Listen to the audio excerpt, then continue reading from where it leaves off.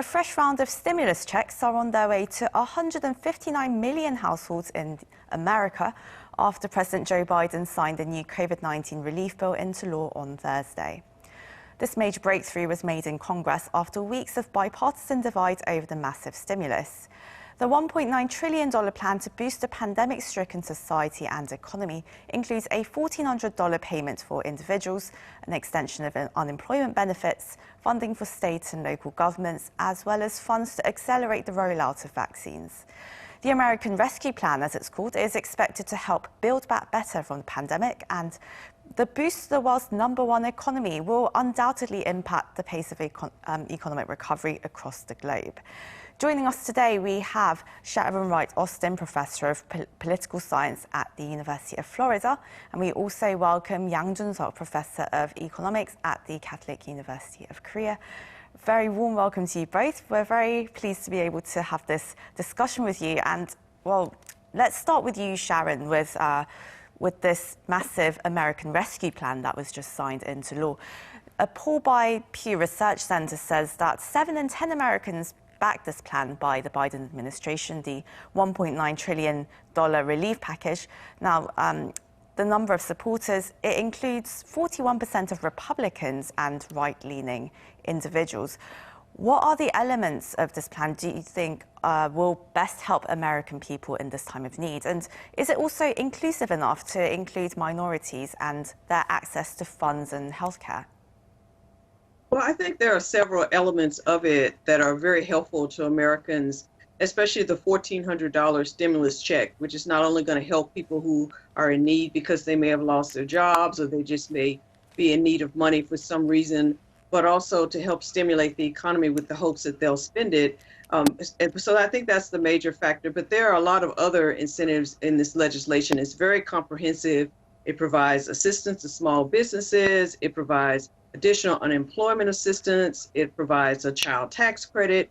So those things, I think, help all Americans. But concerning minorities, a lot of people are not aware of the fact that it also has incentives that address environmental justice issues for minority communities. There is also funding to make sure that in minority communities, especially in African-American communities, that they have access to the vaccine.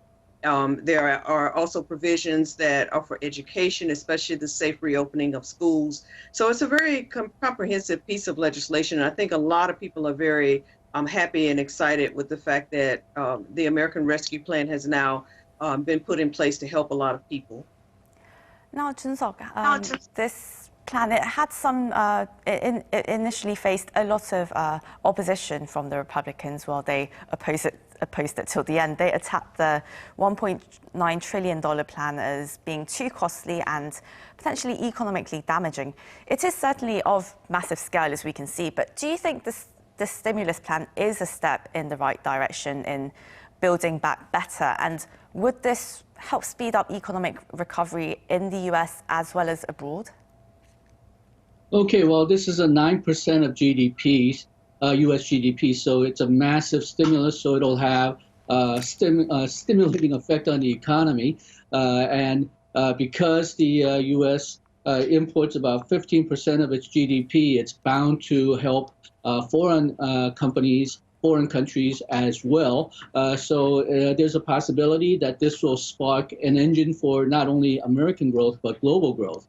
Now, for the Americans in particular, I think the extension of unemployment insurance and additional $300 per week, I think that's going to be very helpful. The budget for vaccine distribution at local level is also, I think, going to be very useful. As with any other large budget package, you can argue about some of the spending as being wasteful or unnecessary, but I think there are enough crucial components here that the plan will be very useful. I'm very happy to see that the $1,400 payment, the richer part of the population will not be getting at least some of this $1,400 payment. I think given that this is a K-shaped recovery where the well-off had done very well, I think the amount of money going to the top part of the population was not really necessary, and it was adding to some of the asset market bubbles. And Sharon, now not a single Republican voted for the bill, and a lot of them showed more concern towards Dr. Seuss's literary works. But then, well, all of this really represented that there's a huge partisan gap with the Democrats. Do you see the standoff continuing on major issues that Americans are faced with, like raising the minimum wage and expanding healthcare coverage? Well, unfortunately, I do see it continuing. It's been like this for many, many years, and rather than getting better, it seems to be even getting worse. I think, especially in Congress, but even in some state legislatures, there's a big divide between Democrats and Republicans.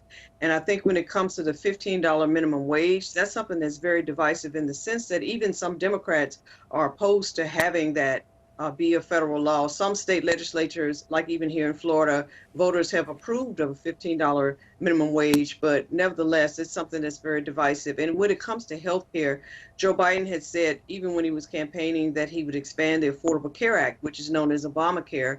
And as a result of that, some people are very much against that because they never really liked Obamacare in the first place. And he's talking about making it even greater, even larger. So I think, unfortunately, I expect the partisan divide to continue in the years to come. And Sharon, it's very concerning, really, because it's quite clear that not all jobs are going to come back, even after the pandemic, and not all businesses are going to reopen either. So, well, what do you think really should be the government's next course of action in order to really stabilize livelihoods in going forward?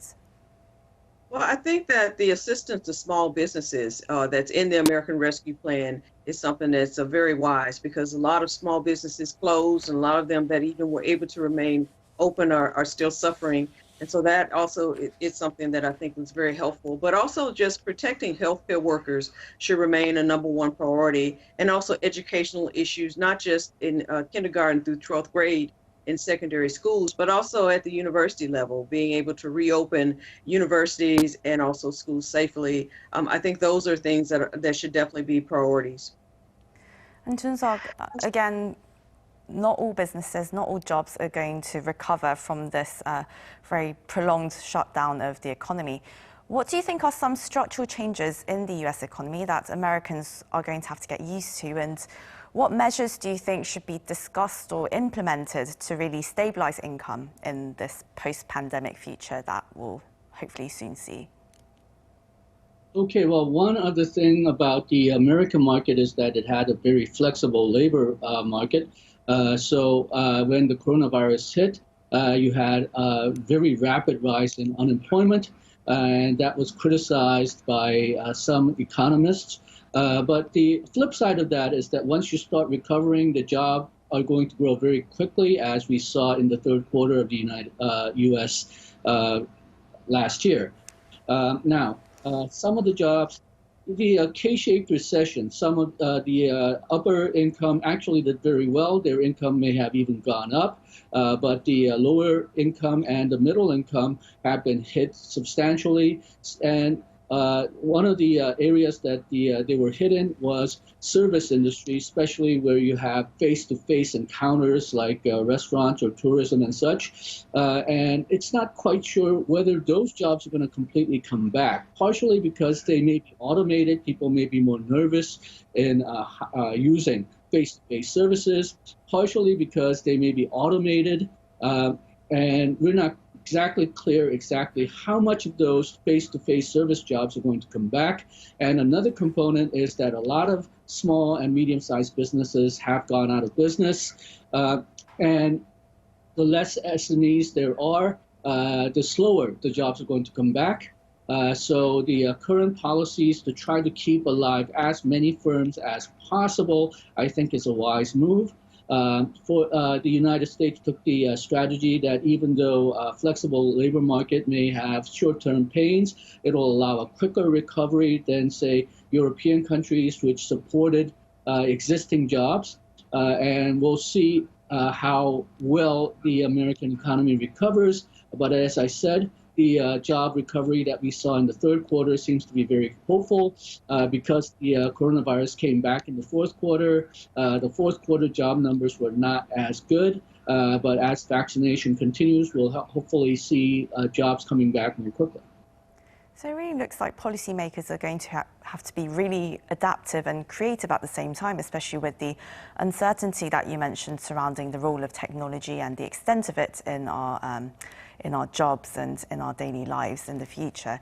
And while, Sharon, there are so many of these issues that have to be worked through in the post-pandemic future, yet this partisan divide in US politics continues to just grip Congress. And what do you think are the dangers of this tribalism, as they're calling it, continuing in US politics? And what kind of reforms do you hope to see?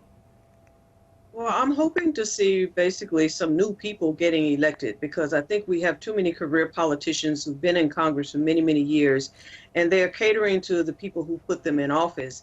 And many of these people are still very angry that Joe Biden was elected. Many of them even think that Donald Trump was cheated, the election was stolen from him, and they're not going to like Joe Biden no matter what he does.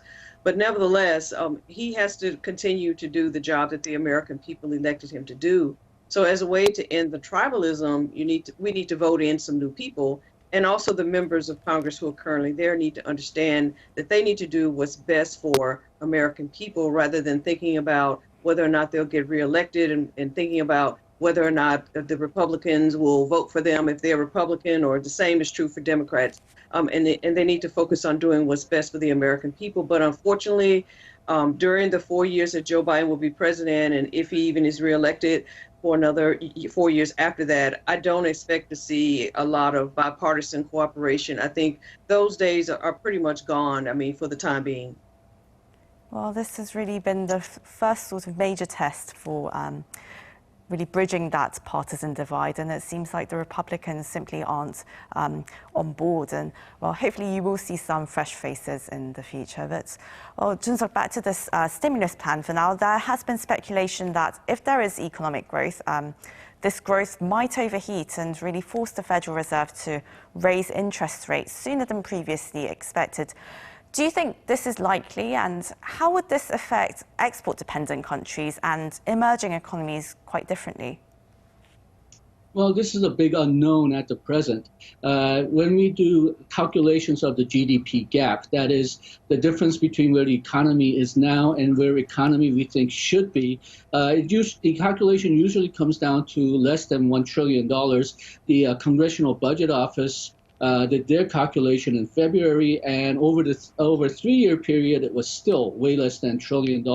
And this is a $1.9 trillion stimulus, and most people expect an infrastructure package to come up, which will be additional $2 to $4 trillion. So some people are very afraid of overheating, and if you look at the aggregate numbers, there is that possibility. Now, the problem, though, the thing that makes it a bit unpredictable is that we had a segment of the population which got hit very badly and segment of the population which did not get hit at all.